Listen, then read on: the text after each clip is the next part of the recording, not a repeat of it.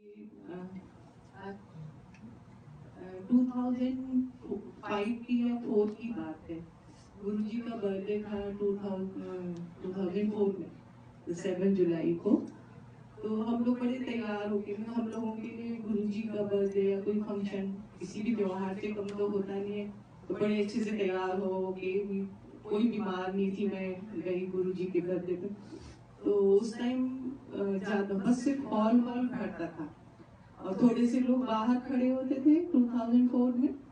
तो लंगर शुरू हुआ, तो 50-50 लोग निकाले जाते थे लंगर के लिए बाहर, किचन के सामने लंगर होता था। तो उस टाइम थोड़े ज्यादा लोग आ गए थे, तो लाइन लगी लंगर के लिए, लोग बाहर जाने लगे। जब मेरा नंबर आया तो सिंगला अंकल भाग के आए कि बाहर ना हलवाई अभी चपाती नहीं बना पा रहा, तो अभी मत छोड़ो, लोगों को बिठा के रखो। तो इशारा हुआ, मैं गुरुजी के सामने माथा टेक के खड़ी हुई थी जस्ट। तो सबने बोला यहीं बैठ जाओ, जहाँ पे खड़े हो, जहाँ खड़े हो। मेरा मन करता था मैं गुरुजी के सामने बैठूं, लेकिन उस दिन नंबर आया तो मुझे लगा ये क्या हुआ, अब मैं कहाँ जाऊं। मैं खड़ी होके देखने लगी, कोई जगह हो तो मैं चली जाऊंगा। तभी गुरुजी ने देखा, कहते इथे ही बैठ जा। ऐसे गुरुजी ऐसे बोलते थे जैसे पंजाबी में, इथे ही बैठ जा आंटी। अब मैं एकदम झटके से गुरुजी के सामने बैठ गई। तो पीछे से लोग पुश कर रहे थे और मैं सोच रही थी मैं आगे ना जाऊं, लेकिन फिर भी गुरुजी की जो जूतियां थी वो मेरे राइट घुटने में लगने लग गई। तो लगती उस वो लगना था मैं तो उस दुनिया में ही नहीं थी फिर। जब आदेश हुआ कि भाई अब लोगों को बाहर भेज दो, तो मैं खड़ी हुई, तो मुझसे खड़ा नहीं हुआ जा रहा था। उसके बाद मुझे नहीं पता कि मैं कहाँ हूँ, कौन सी दुनिया में हूँ, किसने मुझे बाहर धक्का दे के पहुंचा दिया। बाहर मैं निकली तो देखा कि सारे पेड़ जैसे स्नो पड़ जाती है उस तरह की वाइट, और लोगों ने लंबे लंबे चोगे पहने हुए दाढ़ियों के साथ, और वो पैर नहीं है उन लोगों के, वो बिना पैर के चल रहे हैं, उड़ रहे हैं जैसे एंजिल की तरह। और शक्लें मैं जानती हूँ कि जेठा अंकल है, सिंगला अंकल है, क्योंकि सभी को जानते थे उस टाइम, थोड़े से लोग होते थे, नाम से सबको जानते थे। मैं बाहर निकली तो मेरे पैर से चला नहीं जा रहा था, पर मुझे पता नहीं कोई धक्का दे रहा था पीछे से। तो मैं वहाँ सिंगला अंकल, जोशी अंकल, मैं उनको बोल रही हूँ कि अंकल प्लीज मेरे अंकल को बुला दो, मेरी तबीयत बहुत खराब है, मुझसे चला नहीं जा रहा। लेकिन वो मेरी बात नहीं सुन रहे हैं। तो फिर मैं ऐसे रोती रोती, मुझे मैं रो रही हूँ सचमुच में कि मेरे कपड़े गीले हो रहे थे आंसुओं से, मुझे इतना पता है। मैं अपने आप खुश होती होती लोगों के साथ किचन के सामने खड़ी हो गई, दीवार से सिर लगा के। और वहां मैं हर किसी को आवाज दे रही हूँ, प्लीज मेरे अंकल को बुला दो, मेरी बहुत तबीयत खराब है, मैं खड़ी नहीं हो पा रही हूँ। कोई नहीं सुन रहा। फिर मैंने एक अंकल आए, उनका मैं नाम जानती थी, मैंने उनको आवाज दी, मैंने उनके बीच में से उनको कपड़े पकड़ के खींचना चाहा, मेरे हाथ उनके बीच में से निकल गए। मैंने सोचा अरे ये तो मैं इस दुनिया में ही नहीं हूँ, शायद मैं हूँ ही नहीं, मैं खत्म हो गई, मैं मर चुकी हूँ, इस दुनिया में हुई नहीं और कहीं और पहुंच चुकी हूँ। तो उसके बाद मैंने आंख बंद कर ली, मैंने कहा मैं कुछ नहीं कर सकती। थोड़ी देर में एक वाइट कपड़े पहन के दाढ़ी के साथ एक आया, कोई उसने थाली मेरे हाथ में दी। फिर थाली में कोई खाना सर्व करके नहीं देता था, लाइन में लग के लेना पड़ता था लंगर मंदिर में। पर वो थाली में एक लेकर आया और बड़ा अजीब सी कुछ, बड़ी छोटी सी एक काले रंग की चपाती, बहुत छोटी सी, कि मैं उसको 2 टुकड़े में खा लूं। और एक बड़ी काली सी सब्जी, जैसे तारकोल की सब्जी होती है उस तरह की, ऐसे मंदिर में कभी बनता नहीं है।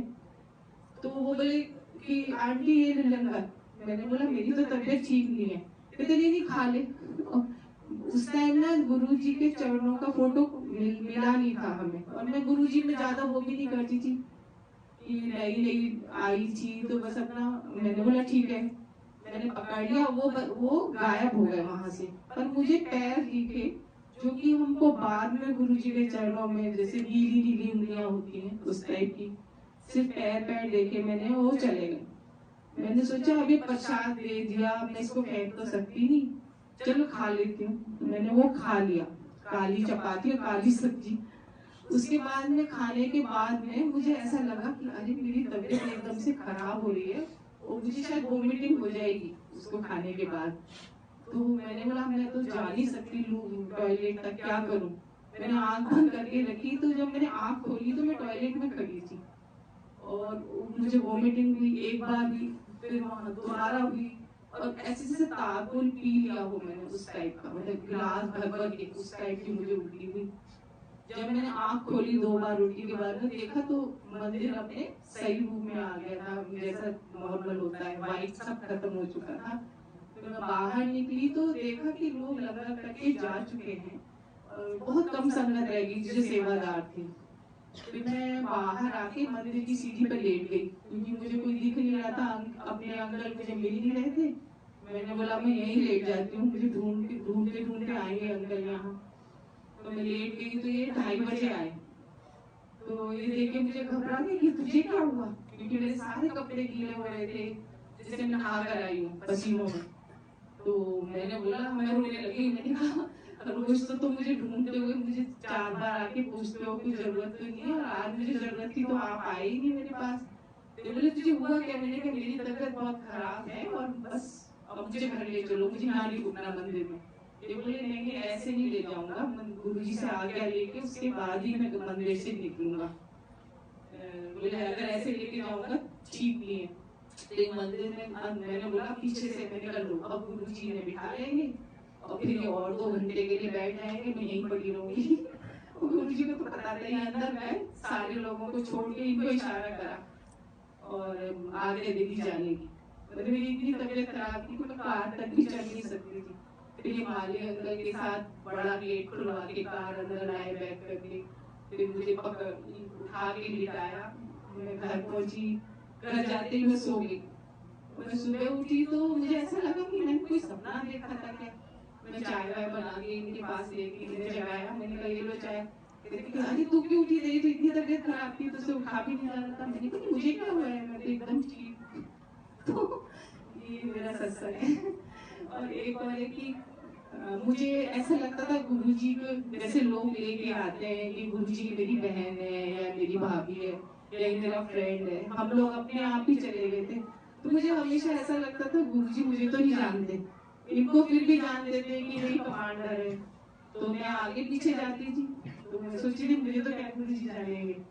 तो मैं जाके गुरुजी के सामने बैठना चाहती थी कई बार मन से कि मैं गुरुजी के सामने बैठूं, कभी जगह मिले मुझे। एक दिन ये तो बात करते रह गए बाहर, और मैंने उस दिन, मेरे बाल लंबे थे, मैंने बहुत छोटे छोटे बाल कटाए हुए थे। तो सबने बोला हाथ धोने के टाइम, अरे आंटी आज तो आप पहचान भी नहीं आ रहे बिल्कुल भी, हम तो सोचते थे कौन आ गए नए। मैंने कहा आज अच्छा बड़ा मौका है, मुझे टाइम मिलेगा गुरुजी के सामने बैठने का, तो गुरुजी को समझ ही नहीं आएगा मैं नई हूँ पुरानी। क्योंकि नई संगत को गुरुजी नीचे बिठाते थे, पुरानी को ऊपर। तो मैंने कहा आज तो अच्छा मौका है कि नई संगत लगूंगी मैं गुरुजी को। और पता नहीं क्या हुआ, मैं पहुंची, सामने 2 जगह खाली थी, मैं दौड़ के बैठी गुरुजी के सामने। तो मैं बैठी आंख बंद, मैं बार बार गुरुजी की तरफ देख रही थी, गुरुजी मेरी तरफ। मैंने कहा आज तो गुरुजी को पता नहीं चला। गुरुजी ने सिंगला अंकल चाय की जैसी लेके आए, उनको अपनी तरफ बुलाया इशारे से। तब मेरे समझ में आया कि आज मेरा गुरुजी यहाँ से भगाएंगे मुझे, बहुत हो गया। तो उन्होंने इशारा करके बुला मेरी तरफ, तो उन्होंने ऐसे गर्दन हिलाई तो वो मेरी तरफ आए, मैंने आंख बंद कर ली, अभी आज तो मेरा हो गया गुरुजी के साथ। तो वो आए, मुझे इशारे करके कहते हैं आंटी, मैं उठने लगी। मैंने कहा बाहर जाना है, नहीं आपका तो एडमिशन कॉलेज में हो गया सीधे। मैंने कहा क्यों, क्या हुआ, कि गुरुजी ऐसे पूछ रहे थे ये जो गार्डन में बैठी है कमांडर आंटी बैठी है। मैंने उसके पास से माथा टेका, मैं सबसे पहले दौड़ के ऊपर पहुंच जाती थी, उसके बाद ही मैं नीचे बैठी। मैंने कहा अब नहीं बैठेगी। जय गुरुजी, मेरा ये सत्संग।